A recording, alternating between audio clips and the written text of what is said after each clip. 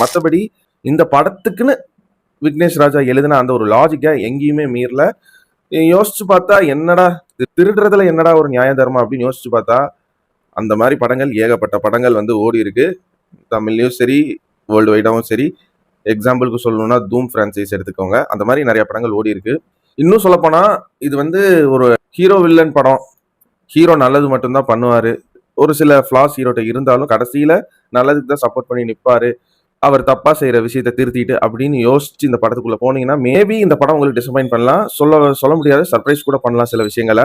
இந்த படத்துல இப்போ ட்ரெண்ட்ல ஃபாலோ பண்ணிட்டு இருக்க அந்த ஒரு ஸ்கிரீன் பிளே மெத்தடை வந்து லைட்டா அவரோட டச்ல வந்து ரொம்ப திணிச்சு வைக்காம படத்தோட கதையிலேயே வந்து ஃப்ளோவா கொண்டு போன விதங்கிறது எனக்கு பர்சனலா இந்த படத்துல பிடிச்சிருந்துச்சு. நல்லா ஹேண்டில் பண்ணியிருந்தாங்க அந்த விஷயங்கள் எல்லாம். அந்த காலகட்டத்தை 1990s ஞாபகப்படுத்துற விதமா தூர்தர்ஷன் மியூசிக் அந்த டைம்ல